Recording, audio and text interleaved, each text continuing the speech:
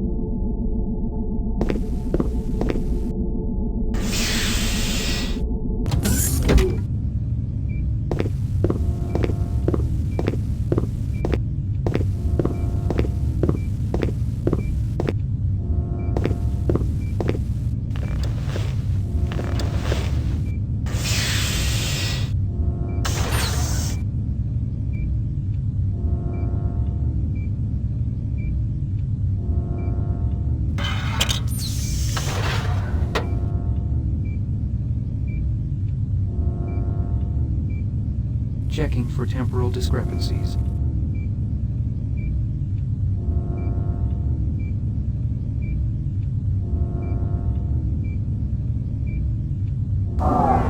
Five 15/21/12, 1400 hours. Today, amid negotiations to work out the final details of the Worldwide Unification Treaty, a nuclear missile was launched by the United States toward the country of Gorbistan. The missile, however, self-destructed before actually touching down. Before the scare, the leaders of this country appeared to be ready to accept the terms of the peace plan. Although the U.S. officials have repeatedly stated that they don't understand how the missile could have been launched, other foreign governments have already said that they cannot possibly sign a treaty with a country that would use such scare tactics. Thus, the Worldwide Unification Treaty, which has come so close to realization, now has little or no chance for ratification.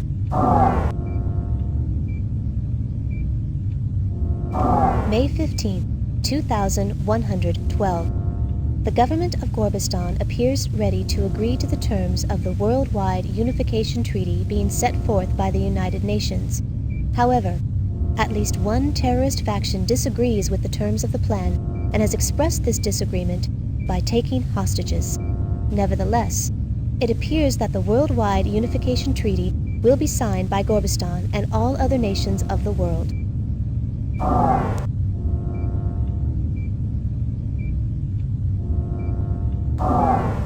August 3rd, 2185. Early today, the pilot of a cargo shuttle approaching the Morimoto Mars colony spotted an unidentified spacecraft in orbit over the colony. The sighting was verified by landing base scanners and immediately reported to Earth. Soon after, the ship sped off towards the outer reaches of the solar system. This first governmentally verified encounter with an alien race has already prompted the leaders of the world to start emergency closed-door meetings to discuss the implications of this monumental event.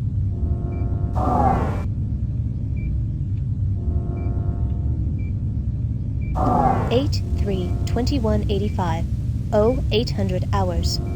Morimoto Corporation's Mars Colony project suddenly went offline last night, just moments after the pilot of a cargo shuttle spotted an unidentified spacecraft in the area.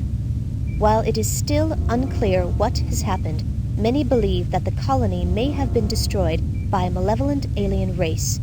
Repeated efforts to contact the colony have met with no success, but before the comlink to the colony was terminated, the sighting of the alien spacecraft, its rapid departure, and a subsequent unexplained explosion were recorded by long-range sensors on Phobos and verified by Earth authorities. More than a century after the first confirmed sighting of a UFO, aliens have finally made contact with Earth. Early this morning, a huge triangular-shaped vehicle entered into Earth's orbit. After 3 hours, the spacecraft came through the atmosphere and hovered over Caldoria. Moments later, the following message was transmitted over all communication frequencies. We are the Cerolans. Please do not be alarmed. We have come because we feel that you are ready. You have reached a point where you are no longer dangerous to yourselves or others. This is why we've chosen to invite you to join us, the symbiotry of peaceful beings. We are an alliance of sentient beings whose objective is to benefit from the sharing of knowledge and culture. We know that it will take some time to fully comprehend the significance of this encounter, so we will give you the opportunity to deliberate our proposal. On this same day, 10 years from now, a Cerolan delegate will visit you to extend a formal invitation to join the symbiotry. Until then, we look forward to meeting you in person. And as suddenly as they had appeared, the Cerolans departed, leaving Earth to ponder the implications of their existence and their incredible proposal.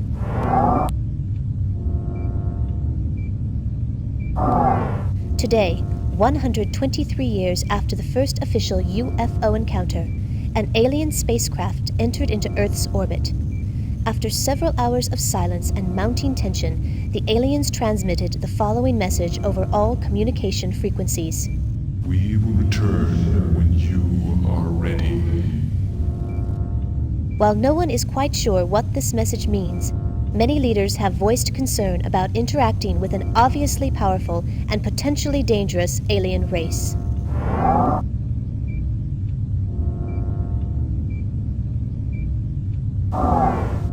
January 17th, 2310. The Symposium on Alien Contact began today at the World Science Centre in New Sydney, Australia. The debate centered around whether humans are ready for interaction with alien races. One speaker, Dr. Enrique Castillo, had a particularly moving speech. Dr. Castillo embarrassed the naysayers by systematically shooting down their arguments and thrilled the attending scientific community with visions of medical and technological advances which could be gained by such interaction. Although there were strong keynote speeches on both sides of the argument, most of those in attendance appeared to be in favor of alien contact.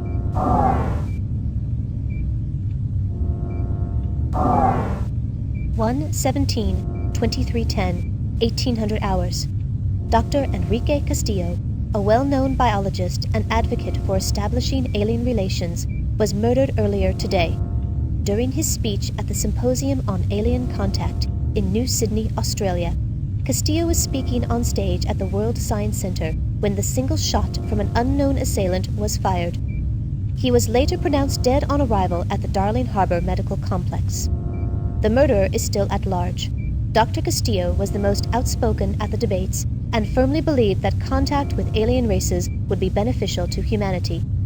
Although his views were not mainstream, Dr. Castillo's contributions to the pro-alien movement will be greatly missed.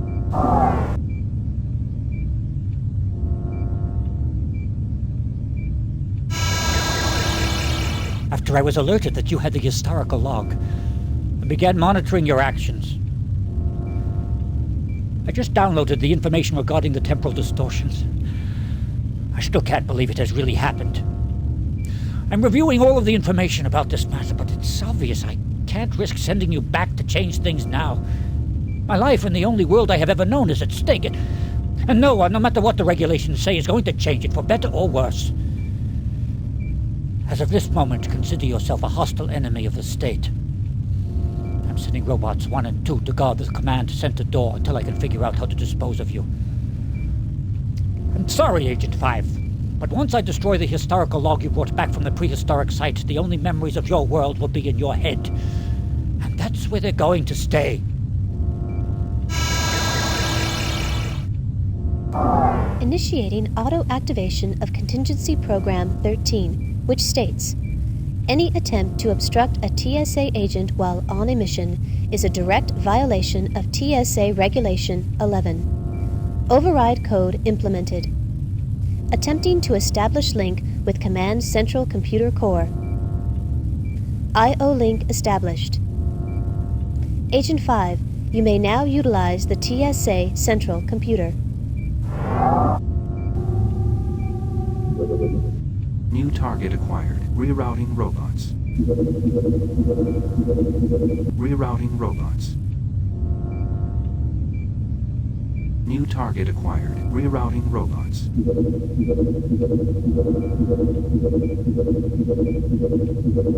Rerouting robots.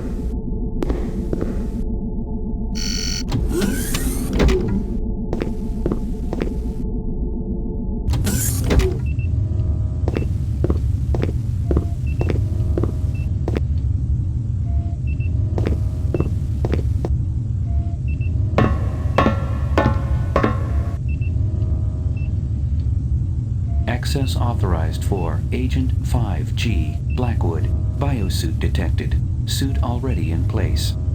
Please keep hands inside turbolift.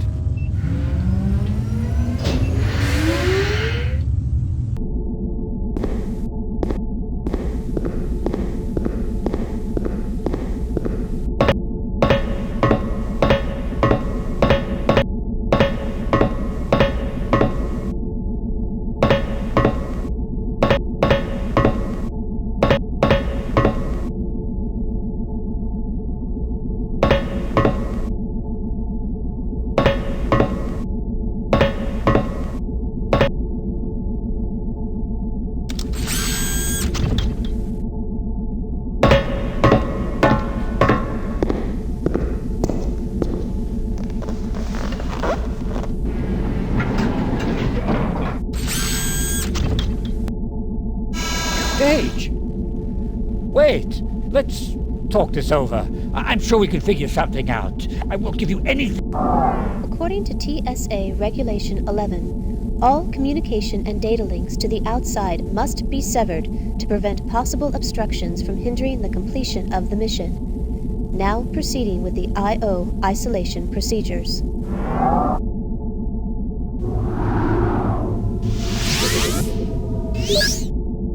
Time-bending preparations complete. You may now choose your temporal destination.